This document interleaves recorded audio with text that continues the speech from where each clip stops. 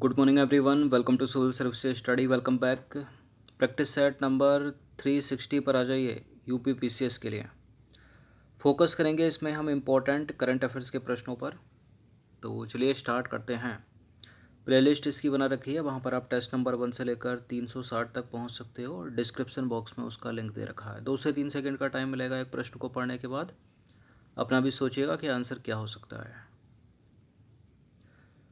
तो question number 1 है, निम्नलिखित कथनों पर विचार करना है। 2 स्टेटमेंट है, यहाँ पर बताना है कि इनमें से कौन सा करेक्ट होगा। सक्षम पेट्रोलियम संरक्षण अनुसंधान संघ द्वारा आयोजित एक अभियान है और इसका उद्देश्य पेट्रोलियम उत्पादों के संरक्षण और कुशल उपयोग के बारे में लोगों को जागरूक करना है। बताइए कौन सा करेक्ट है। देखिए दोनों के दोनों करेक्ट हैं, सी है इसका आंसर।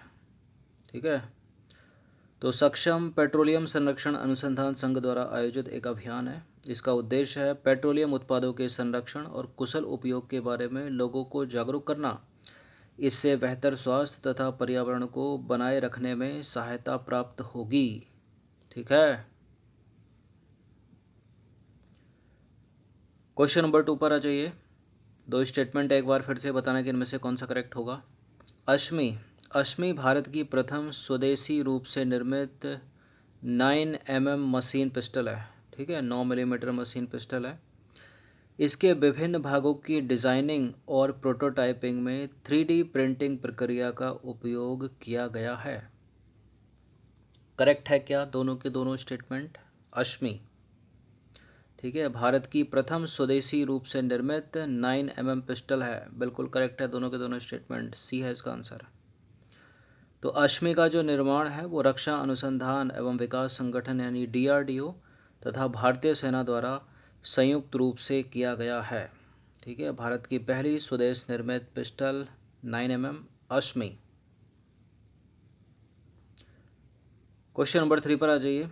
सेंट्रल गवर्नमेंट ने यानी केंद्र सरकार ने कोविड सुरक्षा मिशन के लिए कितनी राशि प्रदान करने का निर्णय लिया है? बताइए, 1000 में है या 100 में है? मतलब करोड़ में तो है।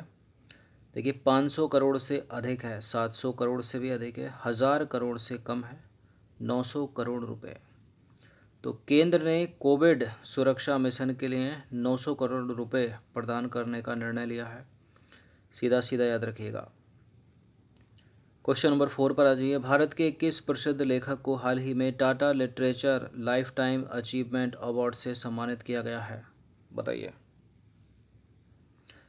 किसको सम्मानित किया गया है Tata literature lifetime achievement award से?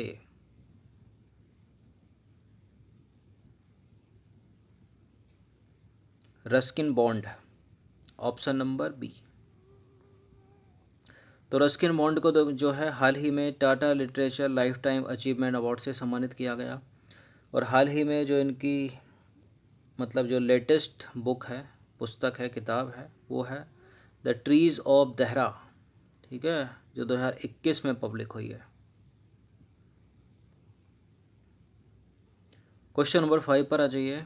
निम्नलिखित कथनों पर विचार करेंगे। 2 स्टेटमेंट है, यहाँ पर बताना कि इनमें से कौन सा करेक्ट होगा। हाल ही में संयुक्त राष्ट्र पर्यावरण कार्यक्रम द्वारा अनुकूलन अंतराल रिपोर्ट का 5वां संस्करण जारी किया गया। वर्ष 2020 का यह संस्करण प्रकृति आधारित समाधानों पर ध्यान केंद्रित करने के साथ साथ अनुकूलन से संबंधित योजनाओं के लिए वित्त पोषण और कार्यान्वयन में हुई प्रगति को दर्शाता है।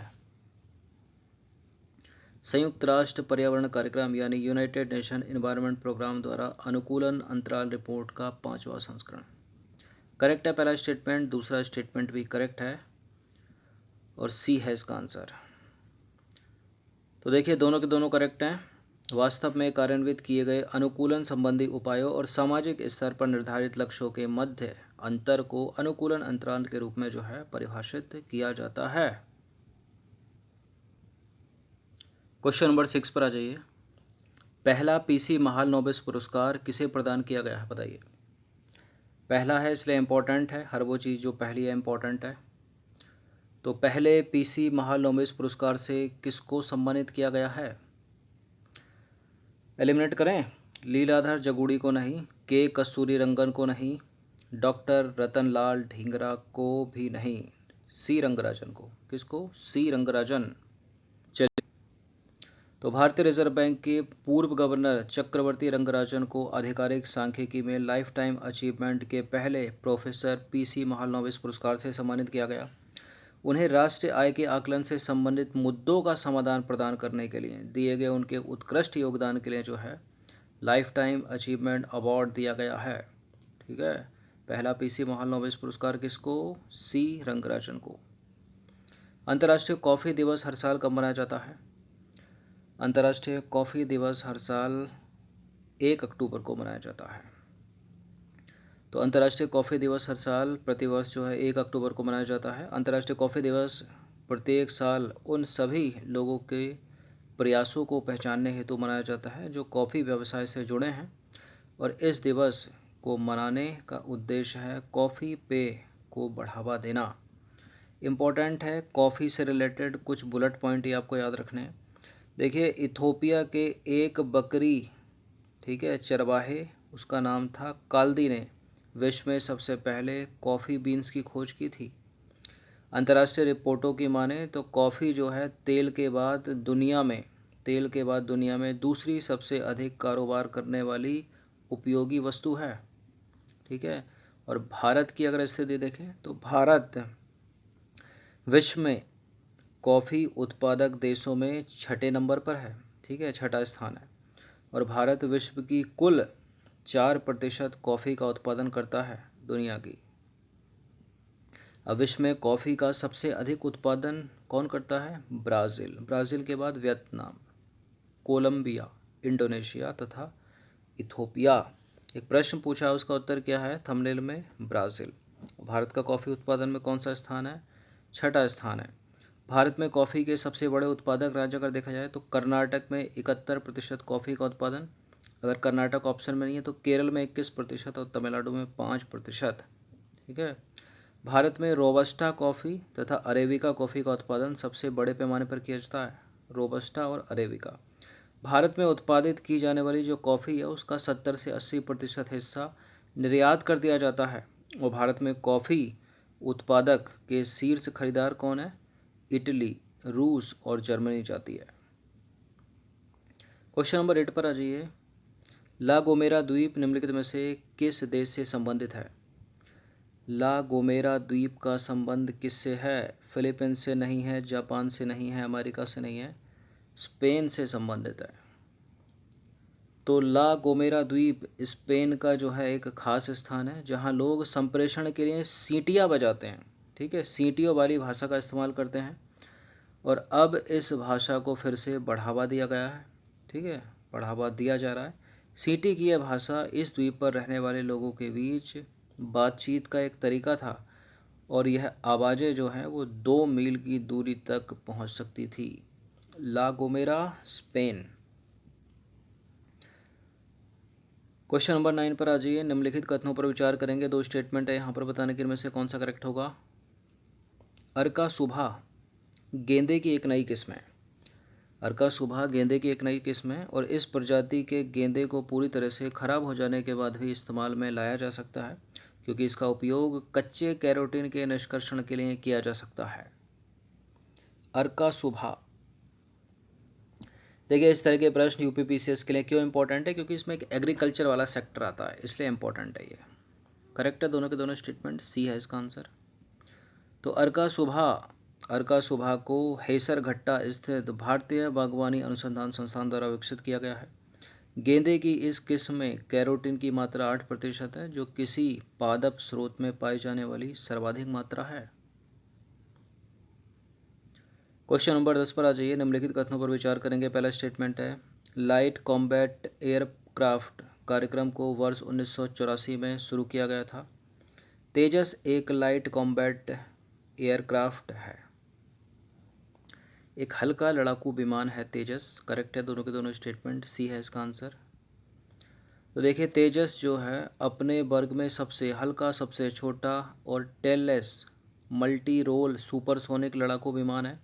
यह हवा से सतह में सटीक निर्देशित हथियारों की एक रेंज को ले जाने के लिए डिज़ाइन किया गया है। अगला प्रश्न भी तेजस से ही रिलेटेड है। क्वेश्चन नंबर 11, निम्नलिखित कथनों पर विचार करेंगे। दो स्टेटमेंट है यहाँ पर, बताना कि इनमें से कौन सा करेक्ट होगा। तेजस यात्रा के दौरान आकाश में ईंधन भरने में सक्षम है। ठीक है, मतलब उड़ते उड़ते यह ईंधन भरा जा सकता है इसमें। तेजस अधिकतम 1.8 मैक की गति प्राप्त कर सकता है। बिल्कुल ये करेक्ट है, दोनों के दोनों स्टेटमेंट। सी है इसका आंसर। तो देखिए, तेजस की खास बात यह है कि यह यात्रा के दौरान आकाश में ही ईंधन भरने में सक्षम है। इसकी अधिकतम पेलोड क्षमता है 4000 किलोग्राम। यह अधिकतम 1.8 मैक की गति से उड़ सकता है। ठीक है, देखिए छोटा सही है, तूफान, तूफान है तूफान। क्वेश्चन नंबर 12 पर आ जाइए। 14 फरवरी 2021 को प्रधानमंत्री नरेंद्र मोदी ने किस राज्य के दौरे के दौरान अर्जुन टैंक को सेना को सौंपा है। अर्जुन एक टैंक है जो सेना को सौंप दिया गया है। तमिलनाडु की यात्रा पर थे प्रधानमंत्री। तो 14 फरवरी 2021 को प्रधानमंत्री नरेंद्र मोदी ने तमिलनाडु के दौरे के दौरान अर्जुन टैंक को भारतीय सेना को सौंपा है। क्वेश्चन नंबर 13 पर आ जाइए। हाल ही में किस देश ने दुनिया के पहले 6G एक्सपेरिमेंटल उपग्रह को अंतरिक्ष में भेजा है। किसने भेज दिया, कौन कर सकता है ऐसा काम इनमें से। चीन ने। Option number A. तो हाल ही में चीन ने दुनिया के पहले 6G एक्सपेरिमेंटल उपग्रह को अंतरिक्ष में भेजा है। यह 6G उपग्रह उन 3 चीनी उपग्रह में से एक था जिसे अर्जेंटीना की कंपनी सेट लॉजिक द्वारा विकसित 10 वाणिज्यिक रिमोट सेंसिंग उपग्रह के साथ सफलतापूर्वक लॉन्च किया गया था। ठीक है, यह चीन की लॉन्ग मार्च श्रृंखला का 351वां सैटेलाइट था, रॉकेट था। ठीक है, देखिए रिपोर्टों की माने, रिपोर्ट कहती है कि यह जो तकनीक है वो 5G की तुलना में 100 गुना तेज होने की उम्मीद है। ठीक है, देखिए 1 गुना 2 गुना, ठीक है, डबल कितना हो जाता है, ये तो 100 गुना तक तेज होगा 5G से। 6G संचार परीक्षण उपग्रह को 12 अन्य उपग्रहों के साथ कक्षा में लॉन्च किया गया था। उपग्रहों में प्रौद्योगिकी भी है, ठीक है, जो फसल आपदा निगरानी और जंगल की आग की रोकथाम के लिए उपयोग की जा सकेगी। तो चीन का नाम आपको याद रखना है। क्वेश्चन नंबर 14 पर आ जाइए। हाल ही में किस देश के क्रिकेट बोर्ड में पहली बार महिला निदेशक की नियुक्ति की गई है। भारत तो नहीं है इसका उत्तर, नहीं, फिर पाकिस्तान है। तो हाल ही में पाकिस्तान के क्रिकेट बोर्ड ने पहली बार महिला निदेशक की नियुक्ति की है। क्वेश्चन नंबर 15 पर आ जाइए। निम्नलिखित में से किस राज्य सरकार ने मुख्यमंत्री सौर स्वरोजगार योजना का शुभारंभ किया। मुख्यमंत्री सौर स्वरोजगार योजना का शुभारंभ किया है उत्तराखंड राज्य ने। तो उत्तराखंड के मुख्यमंत्री ने 15 अक्टूबर 2020 को सौर स्वरोजगार योजना की लॉन्चिंग की। ठीक है, मुख्यमंत्री सौर स्वरोजगार योजना में एक महीने में ही 238 आवेदन आए थे। इसके तहत होगा क्या, उत्तराखंड के मूल के युवा, ठीक है, उत्तराखंड मूल के जो युवा हैं 25 मेगावाट तक का सौर ऊर्जा प्लांट लगा सकते हैं और उनके द्वारा किए गए विद्युत उत्पादन को सरकार की ओर से खरीदने की यह योजना युवाओं के बीच प्रचलित होने लगी है। ठीक है, तो मुख्यमंत्री सौर स्वरोजगार योजना उत्तराखंड की सरकार। तो 15 प्रश्न थे करंट से रिलेटेड, इनकी प्रैक्टिस एक बार तो कर ही लेना। ठीक है, बाकी 360 टेस्ट हो गए इकट्ठे। ठीक है, पुराने को भी रिवीजन करते रहिए वरना भूलते रहोगे। धन्यवाद।